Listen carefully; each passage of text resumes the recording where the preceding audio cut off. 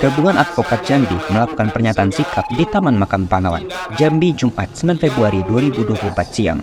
Para advokat menyatakan perilaku pemerintah Presiden Joko Widodo dan segala penyelenggara negara lainnya telah melakukan penyimpangan dalam melaksanakan tatanan hukum serta tatanan konstitusi bernegara. Keadaan Indonesia tidak dalam baik-baik saja. Terlihat jelas adanya penyimpangan-penyimpangan melabrak aturan hukum dalam pesta demokrasi pemilihan presiden dan wakil presiden RI tahun 2024. Mereka menegaskan, penyimpangan tersebut terkesan adanya upaya pemaksaan kehendak oleh penguasa yang jelas-jelas melanggar konstitusi dan demokrasi. Penyimpangan tersebut dibuktikan dengan adanya putusan MK yang menyatakan kepala daerah di bawah usia 40 tahun dapat mengajukan diri sebagai calon presiden ataupun calon wakil presiden. Padahal berdasarkan pasal 169 huruf Q Undang-Undang Nomor 7 Tahun 2017 tentang pemilihan umum, persyaratan calon presiden dan wakil presiden berusia paling rendah 40 tahun. Bahwa dengan segala putusan rakyat Indonesia terhadap putusan MK tersebut telah diputuskan berdasarkan nomor 5 MK L 11 2023 yang pada pokoknya menyatakan 1. Para hakim terlapor secara bersama-sama terbukti melakukan pelanggaran terhadap kode etik dan perilaku hakim konstitusi sebagaimana tertuang pada Sabta Karsa Utama.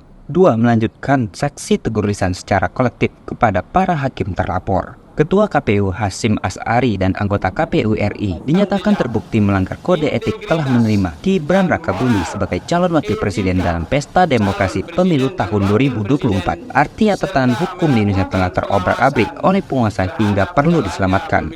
Selain hal tersebut, para advokat Jambi mengatakan adanya upaya-upaya pemerintahan Presiden Joko Widodo mengintimidasi dalam menggunakan aparatur negara untuk memenangkan salah satu paslon capres. Tentu hal tersebut adalah kategori pelanggaran HAM berat. Kemudian baru-baru ini pembagian bansos yang jelas-jelas uang yang berasal dari APBN akan tetap dibagikan oleh Presiden Joko Widodo beserta menteri-menterinya tanpa melalui mekanisme. Hal ini terindikasi bansos digunakan untuk kepentingan dan keberpihakan Presiden kepada salah satu paslon. Para advokat Provinsi Jambi selaku praktisi hukum sangat prihatin dan memandang perlu mengambil sikap sebagai berikut. Advokat Bersatu, Selamatkan Indonesia mengajak kita seluruh elemen lapisan masyarakat untuk segera merapatkan barisan.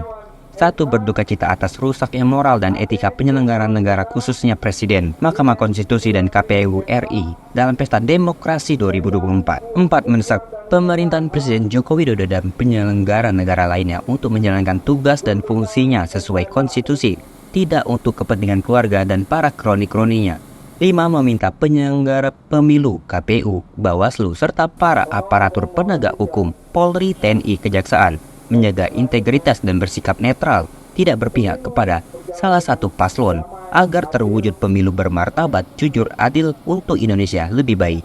6. Menolak segala kecurangan dan cara-cara intimidasi oleh penguasa kepada rakyat Indonesia untuk menggunakan hak pilihnya dalam memilih calon presiden dan wakil presiden.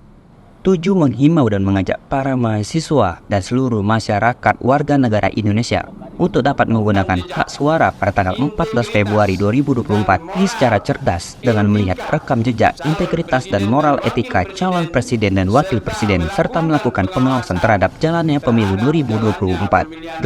Menolak calon presiden dan wakil presiden yang melanggar konstitusi demi kepentingan politik dinasti. Para avokat yang orang berpendidikan hukum yang bekerja secara profesional melihat bahwa pemerintah kita khususnya dalam hal ini Presiden Joko Widodo telah melakukan atau menggunakan kekuasaannya untuk merusak tatanan demokrasi kita di Indonesia ini. Di antaranya seperti memaksakan kehendak mencalonkan anaknya menjadi wakil presiden.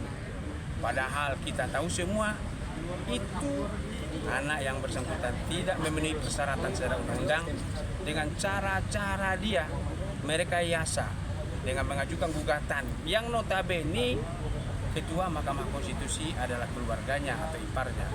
Akhirnya dikabulkan dan KPU pun setelah mengetahui hal itu tetap menerima pencalonan yang bersangkutan.